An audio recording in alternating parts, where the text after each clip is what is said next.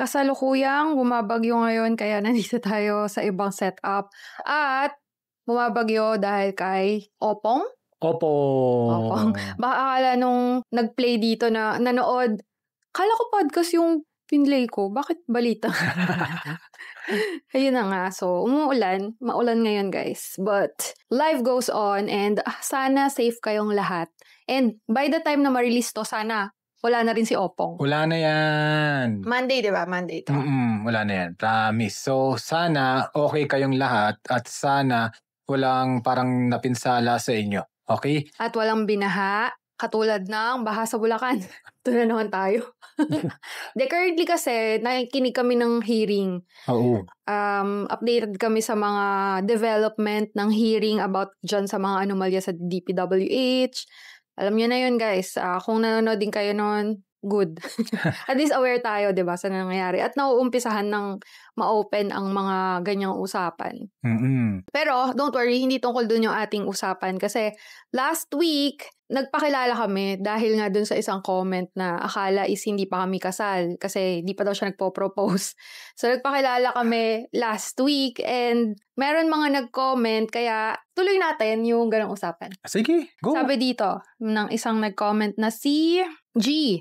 Nag-comment sa live mismo. Oh. Sabi niya, new subscriber lang po ako. I love the mix of travel and podcast. It's refreshing na may mini breaks in between travel vlogs. Wow. Totoo. Pag hindi nyo pa alam, pag nasa Spotify kayo guys, ito ay nire-release siya sa YouTube and may vlogs siya. So, parang twice a week yung upload ng videos, isa itong Tara Podcast at isa naman yung currently travel vlogs from the recording of this video, Hokkaido, Japan vlog siya. So, kaya niya nasabi yun. Kaya, alam niyo yung gawin nyo. Mag-subscribe kayo sa YouTube niya para makita nyo at mag-visualize nyo kung ano yung sinasabi ko dito. Okay? First of all, thank you dun sa nag-comment na yun. At new subscriber daw siya. Hi sa'yo. Gets ko yung point niya kasi kaya natin ginawa rin na once a week lang yung travel vlog kasi parang medyo baka ma-burnout baka mapagod tayo kapag pinilit nating everyday may travel vlog bukod sa ang hirap din kasing gawin ng isang buong travel vlog, parang kumakain siya ng 5 hours sa akin pag nag-e-edit ako nun. Pinakamahirap na gawin guys is a long form vlog kesa sa reels, kesa sa shorts, tsaka sa mga post lang. Kaya, mahirap yun pag ginawa namin yun. Tsaka nakakapagod and nakakaumay if parang everyday may travel vlog. Gets mo ba? Yes, na-gets ko. Tsaka hindi talaga tayo ganun. At dagdag ko lang, kasi yung form of videos mo, hindi lang naman siya parang inilagay mo lang Hindi naman parang all the way na nakikipag-usap ka sa vlogging kami. Nag-e-edit ka talaga Yes. Yung parang may mga may mga b-roll, yung mga parang change of scenery, may mga breaks. Kaya talagang edited guys. Kasi parang as much as we can, gusto namin hindi lang panay kwento yung vlog. Kailangan may laman siyang tips. Kaya kung papanoorin nyo kahit dun sa latest na lang kasi yung mga before medyo hindi pa masyadong, hindi ko pa masyadong bet. Kumbaga, nag-improve na yung vlogging natin ngayon kesa sa before. So, yung mga latest namin, panoorin nyo, in between daldalan namin, na habang nasa gala mismo, may mga nakasingit na tips. Yun yung gusto naming maging flavor ng vlogs. Tapos, hindi pa na yung mukha namin makikita nyo, hindi pa na yung daldala namin. Gusto ko may makikita rin kayo ng view, ng mismong experience, and tips nga. Kasi nga, yun yung core ng aming vlogs. Hindi lang panay, parang day in my life. Ayoko kasi masyado nun. So, gusto ko makita nyo yung habang gumagala kami. And then, may makuha din kayong tips. Tapos, yun nga, tama siya. May travel podcast din every Monday. Kaya bakit ba natin ito ginawa? Ba't ba tayo nag-podcast? Yung nabanggit na natin last episode ito na ito rin naman yung core natin maliban sa travel. Nag-uusap tayo anything under the sun. Kumbaga, might as well i-record, no? Oo, i-record. Tapos, kasi hindi rin namin alam kung may nakaka-relate ba sa amin, kung kami lang ba yung ganito. Or baka makakuha tayo ng community na pare-pares tayo. Yung mga like-minded person, mga Taranyans. Mga Taranyans na mahilig mahilig mag-travel. Mahilig mag-travel at responsableng tao. Oo. At saka, ayun, mahilig din mag-usap about ideas, thoughts. Yun talaga yung core namin. Nabanggit nga namin from last episode. Mahilig talaga kaming ganito. So, kung ang hinahanap nyo guys yung mga parang couple na sweet-sweet, di nyo mahanap dito yun sa aming channel. Mahanap nyo dito is yan. Hindi debate Nagpapalitan ng... May inisip na mag-aaway tayo. Ano ba? ano ba to? Discussion? No? Discussion. Tsaka parang, di ko rin magets kasi tuwing kumakain tayo ng lunch or dinner, halos ganito lang din ginagawa natin. Uusap lang tayo, anything under the sun. Parang for example, kasama nyo kami kumain ngayon, tapos nagkwentuhan lang tayo, kasi ganun din kami. So, sinama lang namin kayo. Parang ito yung pinaka-flavor naman ng Tara Podcast. Pero bago yun, nag-intro na ba tayo? Hindi pa, kaya welcome kayo dito sa...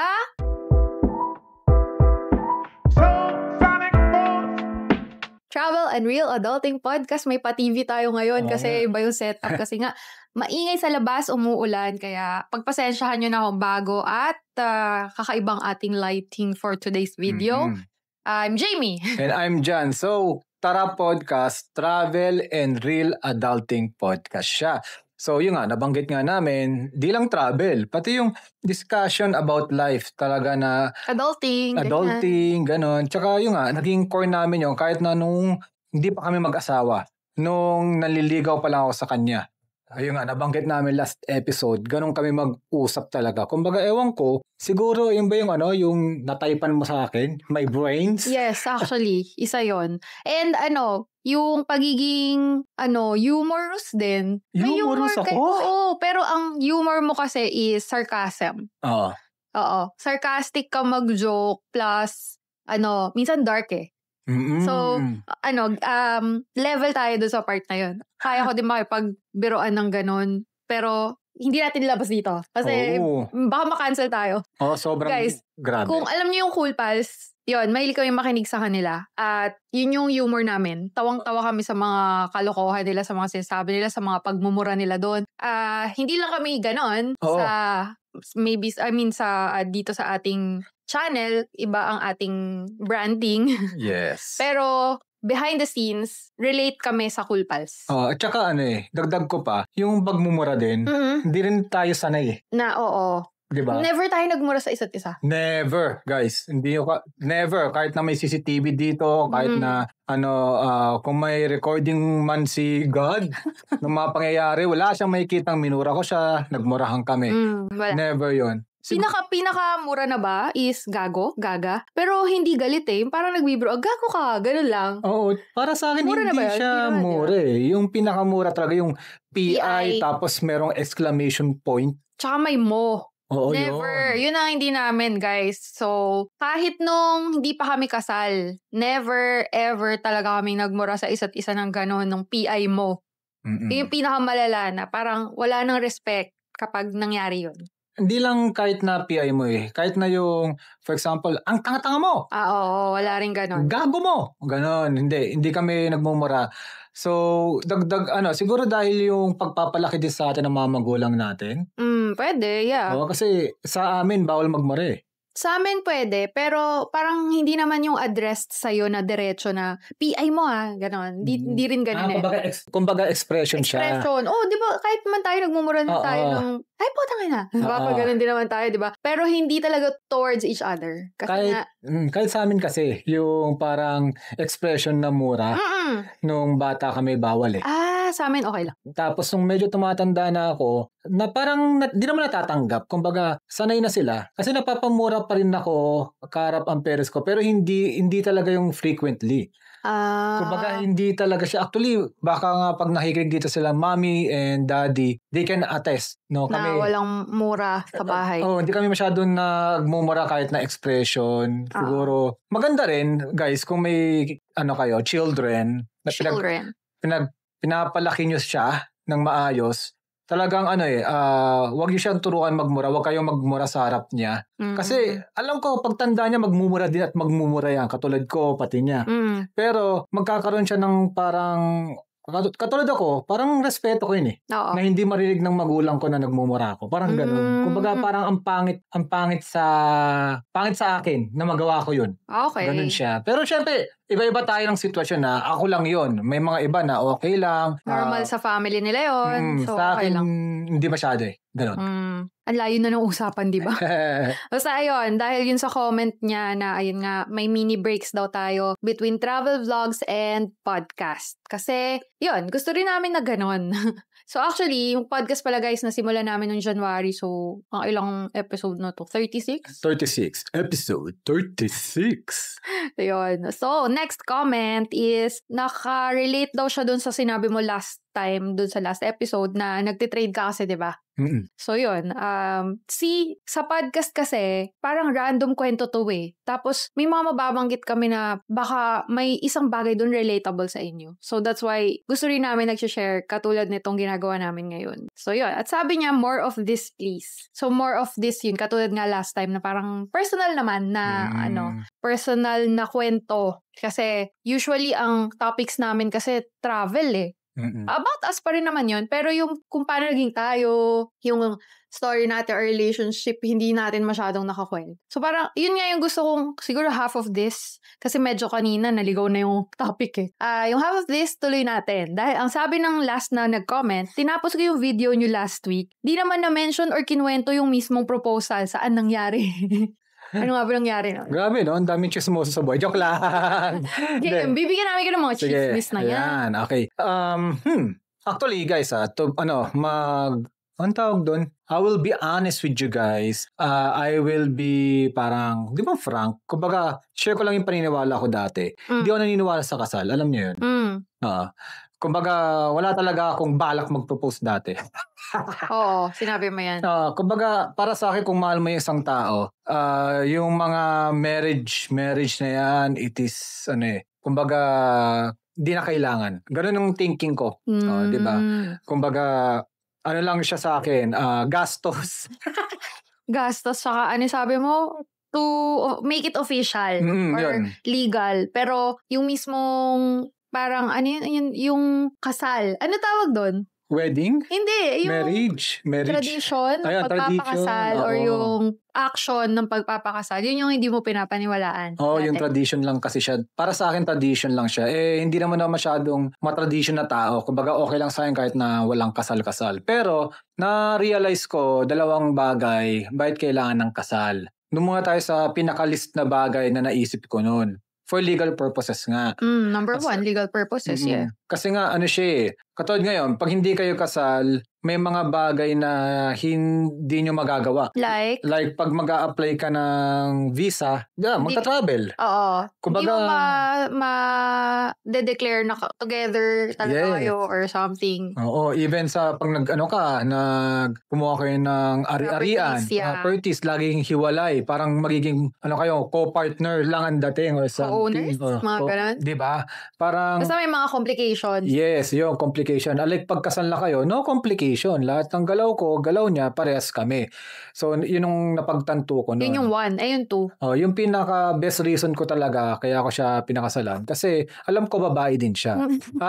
At aminin nyo guys, halos lahat ng babae, kahit na independent, strong woman, or or hindi independent strong woman, is parang isa sa mga dream nila yun wedding. Yung either karamihan, either maglalakad sa church, either yung sasayaw kayo doon sa kasal nyo. Yes. Or yung, basta may dream wedding. Oo, may dream wedding. Alam ko yon. Tapos feeling ko, kahit na sinabi ko sa kanya na hindi ako naniniwala sa kasal, at the back of my mind, alam kong gusto niya rin yon na mapakasalan siya. Gusto ko ba talaga? Ayun nga, tanong ko. Oo naman. Kaya nga So, balik tayo ng konti sa proposal. Okay. Paano daw ba? Ano ba nangyari? How did you propose? Ayun nga. Kaya ako nakwento yung mahabang yun. Siyempre, na pagnilay-nilay ko yun. Tapos, birthday niya upcoming birthday niya yun. Birthday niya ako nag-propose. At ang una kong ginawa is pinagpaalam ko muna kay mami at daddy. Sa parents mo? Sa parents ko muna na, okay. Papakasalan ko na to Akin na to. Yeah! Tapos? Sabi ni mami at daddy, alright! Kalokohan din eh. Okay, tapos? Siguro iniisip nila, baka iniisip nila totoo yun. Tapos cartoons ba yung parents tsaka yung family ni John? Ganun mag-uusap. Ayun yung sinasabi ang sarcasm at ibang mga humor ko. May mga darker pa, pero hindi nyo makikita yun. Baka pa nag-uusap tayo. Anyway, balik tayo. Yun nga, di nasabi ko na. Tapos, bumili ako sing-sing nun. At ako kahit engineer ako guys, hindi talaga. Mahina ako sa tansyahan. So, pwede lang sabihin bobo sa tansyahan. Oo, bobo ko sa tansyahan. Kahit na engineer ako, kumbaga, kailangan ko na exact measurements talaga. So yun, isa sa mga ko yun, dilemma ko nun, yung sing-sing. So, tansya, bla bla bla. Ayun, edi nagawa tayo ng sing-sing. Tapos yung gawa? Nakabili pala, syempre. May pera tayo eh. DIY gumawa ng sing-sing. Bumili na sing-sing. Sabi ko nun, ano yung pinakamahal nyo dyan? Pinakita sa akin yung pinakamahal. Sabi ko, wag yan, mahal eh. Oo, yan, mahal.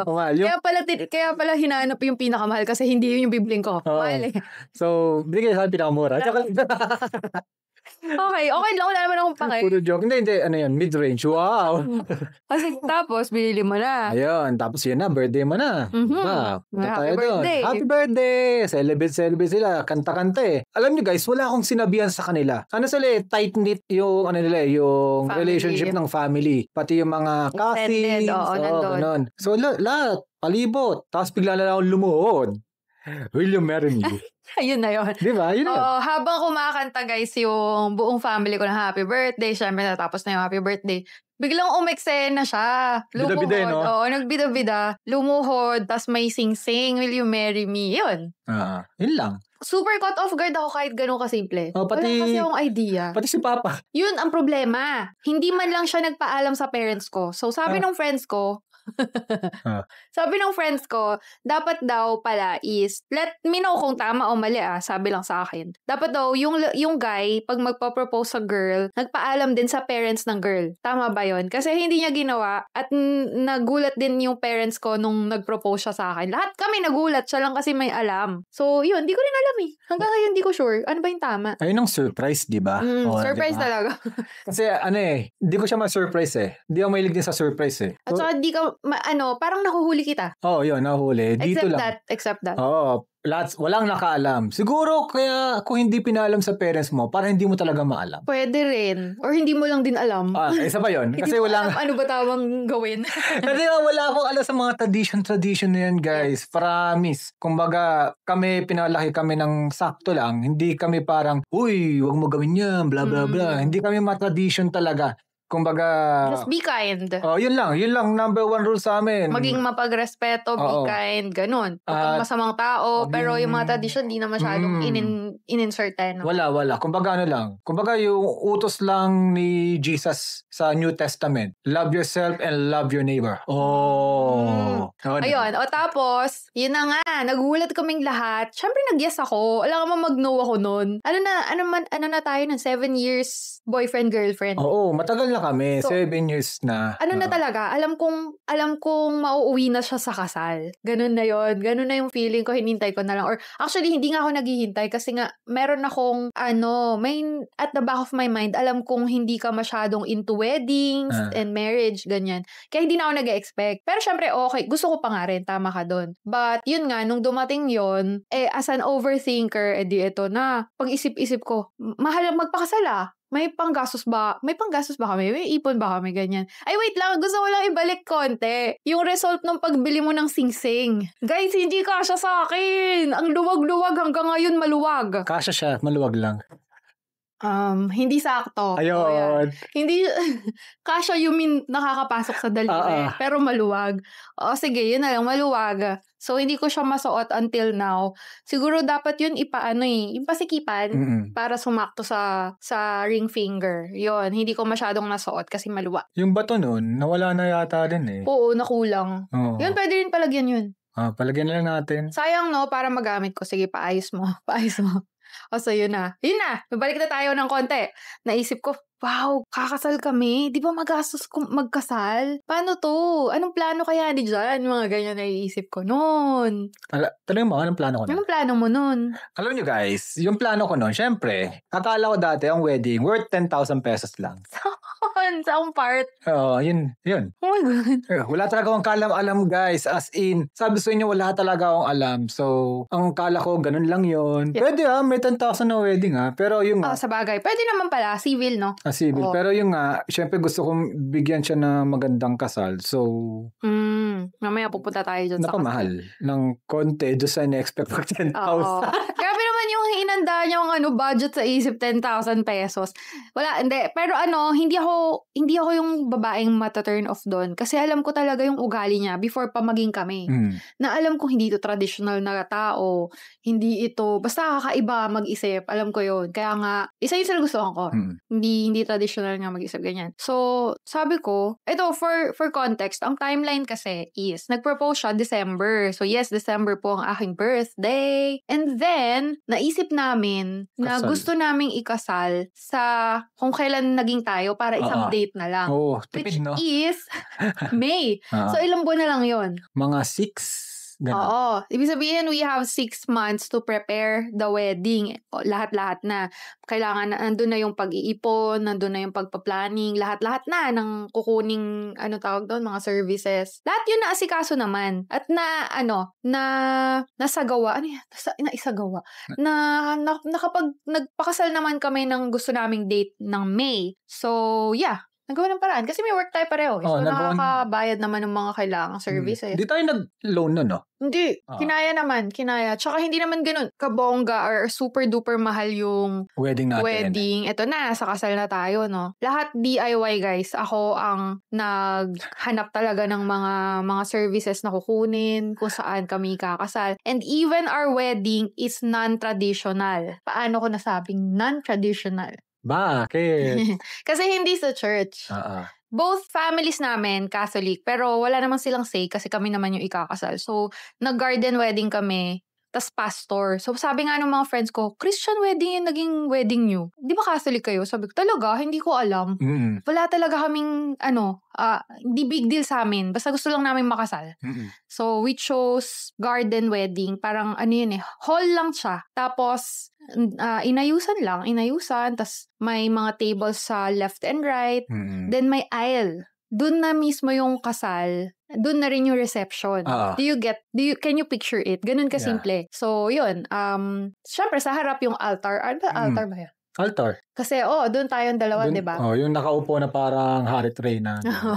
Tapos, dalawang left and right nga, andun na yung mga guests namin na umattend mismo nung wedding, and then nandun na rin for reception. Tapos doon na rin sinerve yung food, ganun. And ito pa yung, kaya ako nasabing very non-traditional. Wala kami nung first dance na yung isasayaw ako ng parents. Ng parents, tapos kukunin mo. Yung ganon, yung sweet na ganon. Wala. Even our dance is punks pa nun boogie. Boogie pala. Yung tugtog is medyo punk rock punk rock. Pero hindi masakit sa tenga, promise. Tapos yung sayaw namin, boogie. As in yung masayang dance. Hindi kami nag-sweet na dance, tas yung sasabitan ng pera. Hindi rin. Isa yun sa tinanggal ko sa wedding namin. Ayoko talaga. Hindi talaga kami yung ganun. Hindi yata tayo ever sumayaw ng sweet Hindi nga. Nag-hug lang tayo, pero yung hindi ayaw natin. Hindi nga, no? Kaya yun yung pinili ko, boogie. Guys, boogie! Para kami nag-ballroom. Tapos, sabi ng mga friends namin na nanood, ang saya ng kasal nyo. Kasi nga, bakit may ganun? Siguro first time din nila maka-attend ng kasal na ganun yung dance. Talagang nagsayaw kaming dalawa. Diba? Pinasayaw pa ba natin yung mga yung mga bridesmaids and groomsmen. Parang, no? Oo, parang nagsayawan tayo dun sa, basta masaya lang siya. Hindi siya yung parang traditional na wedding talaga. Even may patugtog pa yan, may pabanda pa ng kaunti. Oo. Yung Di ba? pala.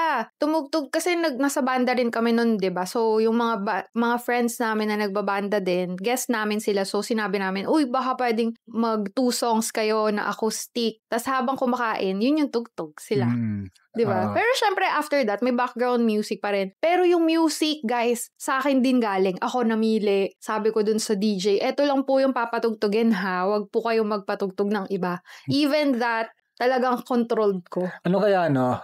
Ngayon tayo kinasal, tapos ganun ka pa rin. Wag po kayo magpapatugtog dyan, tapos biglang nagbudots. Toot! Wala, sasayaw na lang siguro tayo para hindi naman ako mabad trip or what. Yung wedding namin, hindi naman perfect siya, guys. Oo, hindi. Pero ano siya, para sa amin, by that time, super... Yun yung perfect that time sa atin. Perfect and happy. Saka nagpapasalamat kami doon sa mga friends namin. Talagang tulong-tulong eh. Free nga eh. Yung MC. May free. Yung friend ko na, best friend ko, tsaka best friend ko and friend mo, nag-MC. Oo. Pero yung program, ako naman din nagbigay. So, parang madali na lang yun, 'di ba? Tapos may mga friends ka pa, parang nag-a-assist sa mga guests. Kumbaga, tulong talaga kasi hindi rin talaga malaki yung budget namin. Tapos yung cake namin free. Nga. Nag-bake nun yung friend din namin na galing sa, nakilala namin sa banda. So, tas yun, yung tumugtog nga ng intermission habang kumakain, mga band friends namin.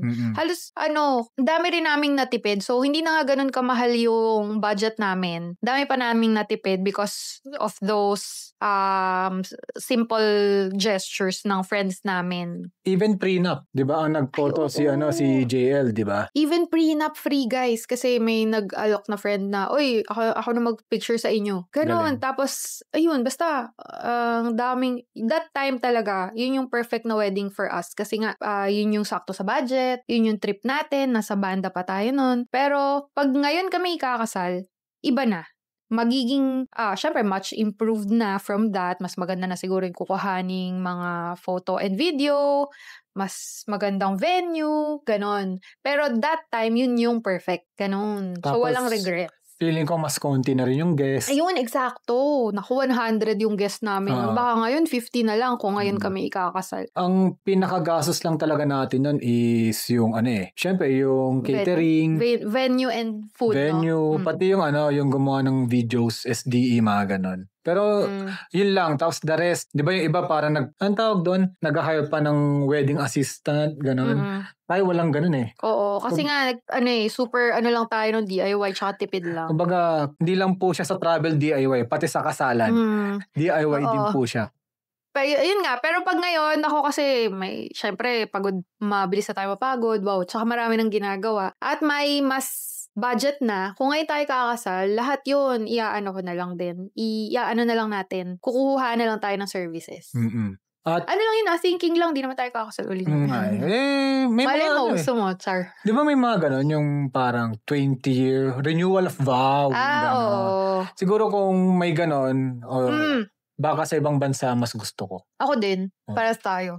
Tapos konti lang, no? Konti lang mga 2. Tayo lang. Wala pa lang kasamang guest. Miski parents, hindi sinama. Ayun. Pero, magandang idea yun. Let's see. So, ganoon lang kasimple. No? Even our wedding, simple. Even our wedding DIY, katulad na ginagawa namin sa travel. Diba? And, yung nga, non-traditional talaga, even yung aming paniniwala sa buhay, 'di ba? Kumbaga, kaya ang hirap din para sa akin lang ang hirap din ikwento nung love story namin kasi hindi siya pang MMK. Some will find it boring, some will find it parang questionable ba or something. Questionable? Bakit? Hindi, kumbaga kasi hindi siya yung kumbaga baka meron dyan, bakit di sila sa church? Bakit walang first dance? Walang sabitan? Paano yun? Wala kayong pera? Ay, may mga nagbigay naman po. At madami-dami rin. At yun nagamit natin for For Kota Kinabalu. Sa honeymoon. Yan. Yun na. Next na honeymoon. Hindi, may tutuloy mo pa yung sinasabi mo. Wala naman. Yun lang. Tapos, very non-traditional. Yun lang yun. Pagdating sa honeymoon namin, yun, first international trip namin, Malaysia, Kota Kinabalu. Wala pa kaming alam sa international trip noon. Basta punta lang tayo dun. Tsaka, di ba, parang kakaiba, no? Kota Kinabalu. Bakit Kota Kinabalu? Kasi siya yung sale noon eh. Di ba? Tamo kahit yun. Guys, wala man lang kaming plano na mag-honeymoon doon. Nasaktuhan lang na nung nagbabrowse ako sa AirAsia pa yun. Uy, 4,000 lang ata yung Round trip tayong round dalawa trip na. dalawa. 4,000 pesos. Tapos wala pang visa sa Malaysia. Eh di, binook ko na agad. Tapos sakto, meron dates nung 2 days after our wedding day. Eh di, binook ko na siya. So, kaya lang kami dun napunta mag-honeymoon dahil sale sa AirAsia. Kota kinabalu. Weird, no? Tapos, may pocket money pa tayo nun. Oo, yung pocket. Bigay nila daddy, no? Oo. Tapos si ate pa sumagot nung hotel. Oo. May may ganon yung pa-love na Petals. swan or petals. May petals dun sa bed kasi honeymoon. Ni-request ata ni ate nung nag-book nung hotel namin. Honeymoon trip to, so paki-special something. So pagdating namin dun, may heart na shape na petals. So first time namin makakita na, ano to? So, yun. And then, that's, honeymoon, no? After that, di pa kami nakabukod. Di pa tayo nakabukod, di ba? Di pa. 2 years kaming nakitira muna sa parents niya. So, alam mo yun, wala talaga masyadong plano. Wala. Gusto lang talaga namin makasal na nun. Kasi, 7 years together, tas feeling namin, ito na yun eh. Wala, bakit pa natin papatagalin and all. So, along the way na kami plano ng, married life. True. Pati kung kailan kami lilipat, dito sa aming bahay, mga ganun. At yun nga, kukwento ko yung paano kami lumipat dito sa susunod na episode. Ay, sa susunod na? Mahaba na ba? Kung padamihin nyo yung views ito, sige, lahat. Uungkatin natin. Yan. Kasi maganda rin yung kwento paano kami nakalipat dito. Oo. Ay, grabe, sasabihin ko. Ay, talaga. Non-traditional na naman yun kung paano kami nakalipat dito at nakabili ng kondo at nagkaroon ng pang-down. Oo, yun. Isipin nyo guys, sinabi namin. Hindi nyo mahuhulaan. Hindi nyo mahuhulaan talaga. From the past episode, sinabi naman namin sa inyo na wala kami. Parang wala kaming ang tawag doon, yung mana. Walang ganun. Walang generational wealth. Wala. From Kumbaga, scratch talaga lahat to. Lahat ito is galing lang sa sahod namin. Pati doon sa non-traditional way kung paano namin to nakuha. Kaya, guys, mag-subscribe ka, i-share mo itong video na to at like, view, whatever that is. Kasi, sayang. Kasi yan, naka 30 minutes na eh. Ikukwento pa sana yan. Kaya, next time na yon. Promise guys, magugulat kayo. Hindi yung maulaan. Pero kung may hula na kayo, comment nyo. Hulaan nyo paano kami nagkaroon ng pang-down sa condo na to at nakalipat dito. Comment down below. Ang makahula ay may premyo. Hindi nyo hulaan talaga. I swear. Pero try nyo pa rin. And see you next week. Thank you also for watching this episode and our past episodes, pati yung mga travel vlogs namin. Don't forget to subscribe. Use our codes para makatipid. And see you next week. Bye!